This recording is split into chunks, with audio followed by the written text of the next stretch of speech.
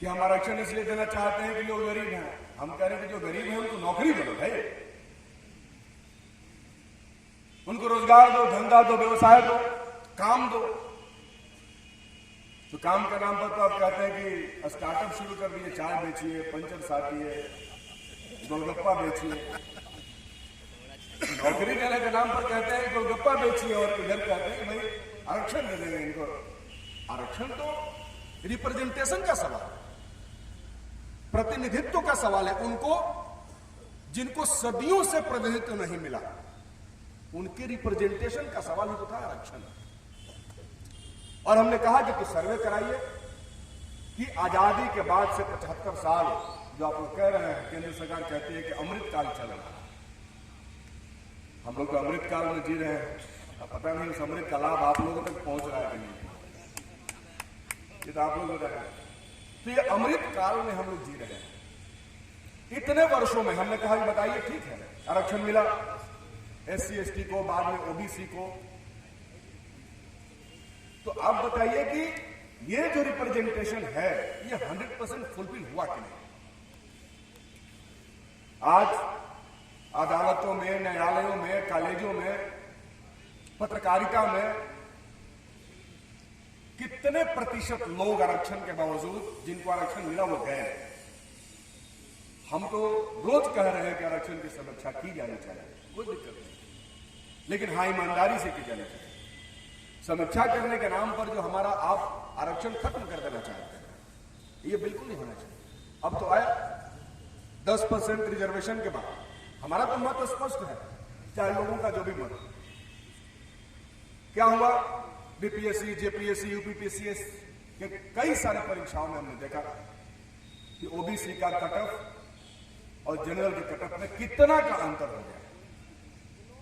तो इसलिए प्रतिनिधित्व का सवाल बहुत बड़ा सवाल और बहुत बड़ा राजनीतिक पेचीदगी से भरा हुआ सवाल है।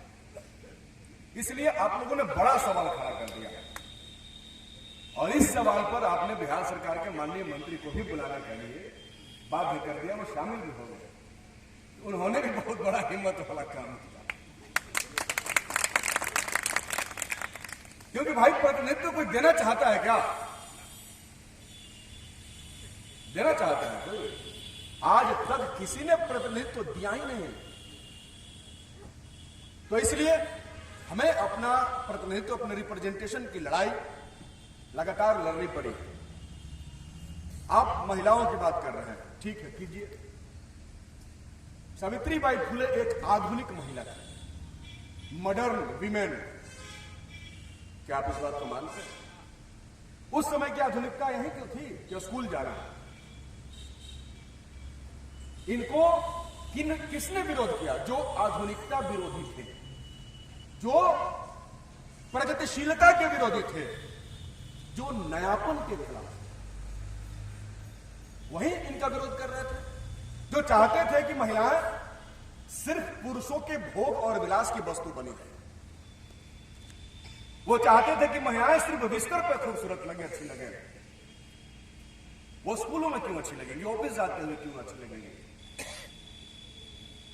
वो चाहते थे कि महिलाएं चौखट के बाहर नहीं निकले, और जो इस बात को मानते थे कि जो महिलाएं चौखट से बाहर निकल जाती है वो समाज का मर्यादा और नाक कटा देती। वो जो मानते थे, जो आधुनिकता के विरोधी थे, वो इनका विरोध कर रहे हैं।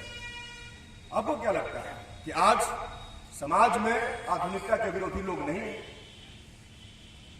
आज हजारों सावित्रीबाई फुले आत्महत्याएं कर रही हैं इस देश के अंदर, जो आधुनिक होना चाहती है, जो बेड़ियों को तोड़ देना चाहती है, जो एक नया इतिहास लिखना चाहती है, जो घरों से निकलना चाहती है, जिसको आरएसएस कहता है कि महिलाओं को मोबाइल रखने का राइट नहीं है, जींस पहनने का राइट नहीं, वो जींस पहनना चाहती है, घूमना चाहती है, बाहर निकलना चाहती है, अपने दोस्तों के कंधों पे हाथ रखकर चाय की दुकान पर, चाय सुट्टा बार में चाय पीना चाहती है। क्या आज का समाज उनको स्वीकार करना चाहता है? आज भी तो आधुनिकता की लड़ाई लड़ी जा रही है। उस समय आधुनिकता का मसला था। आज जब मैं ये बात कह रहा हूं तो कई सारे लोग मुझे गाली भी दे रहे होंगे कि बताइए लड़कियों को चाय की दुकान पर बोल रहा है जाने के लिए। वही लोग थे जिन्होंने सावित्रीबाई फुले को स्कूल जाने से रोका था। समय बदलता है और समय बदलने के साथ साथ नई नई आधुनिक चीजें भी आती हैं। स्त्रियों के अधिकार का विमर्श बहुत बड़ा विमर्श है, छोटा मोटा विमर्श नहीं है, और आज देश में विमर्श चल रहा है। सावित्रीबाई फुले और फातिमा शेख के बहाने स्त्रियों के अधिकार के विमर्श पे बात होनी चाहिए। मौजूदा समय में जो उनको राइट्स मिलने चाहिए उस पर बात होनी चाहिए। बहुत आसान है महिलाओं को यह कहना कि जहां महिलाएं रहती हैं वहां देवता रहते हैं, लेकिन महिलाओं को लोगों ने सिर्फ शांति के रूप में पसंद किया। आज तक वो चुपचाप रहे महिलाएं तो बहुत अच्छी, घर में रहे तो और अच्छी, बाहर नहीं निकली। और जब भी महिलाएं घर से बाहर निकली हैं तब उनका प्रतिकार हुआ, और वो आज भी हो रहा है। आज भी आप अखबारों को देख लीजिए, आज भी आप चीजों को पढ़िए और समझिए। इसलिए सावित्रीबाई फुले के बहाने हमें आज के महिलाओं के अधिकार और उनके आजादी के विषय पर बातचीत करनी चाहिए। महिलाओं की आजादी का विषय निश्चित तौर पर एक बहुत बड़ा विषय है। इसलिए हम लोग समझते हैं कि इस विषय पर बहुत सारी विचार गोष्ठियों की जरूरत है। आज का भी समाज का एक बड़ा हिस्सा उसी दकियानूशी विचार को लेकर के वो आगे चल रहा है, और वो हम सबके ऊपर उसको थोप देना चाहता है। जो प्रगतिशीलता को, आधुनिकता को लेकर के आगे बढ़ रहे हैं, उनके कदमों को रोक देना चाहता है। इसलिए सावित्रीबाई फुले से लेकर ज्योतिबा फुले, फातिमा शेख,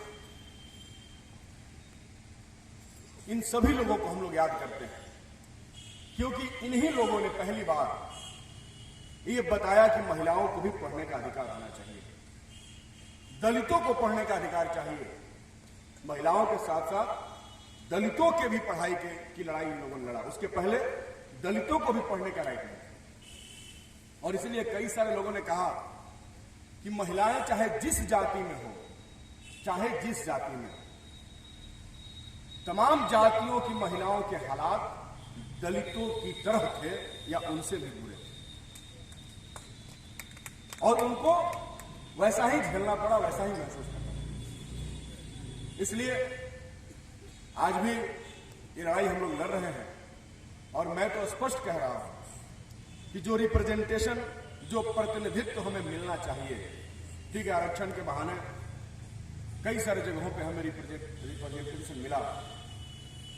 बिहार में पंचायती निकाय में भी, जिसके माननीय मंत्री हमारे यहां उपस्थित है, उसमें भी महिलाओं का आरक्षण है, लेकिन इसको अभी और मजबूत करने की जरूरत है, इसको और हासिल करने की जरूरत है। इसलिए हम लोग चाहेंगे कि आप सब लोग जो इस तरह के कार्यक्रम का आयोजन कर रहे हैं, आने वाले समय में भी इस तरह के कार्यक्रम का आयोजन करें, ताकि हम इन सारे विषयों पर और ठीक तरीके से बातचीत कर सकें, और हम अपने समाज को और जागरूक करते हुए उसको आगे बढ़ने की प्रेरणा उसको दे सके, ताकि नए लोग जो हमारे आएंगे वो प्रेरित होकर आगे बढ़ सके, और आगे जो नए और आधुनिक समाज के निर्माण में उनकी जो भूमिका है वो उसको निभा सके। इसी बात के साथ आपने जो भी मांग आप लोगों का है वो तो हम लोग के साथ है, हम लोग तो आपके साथ ही रहते हैं, और मांग करने के लिए तो हमेशा मुलाकात भी हो जाएगी, इसमें कोई बात नहीं।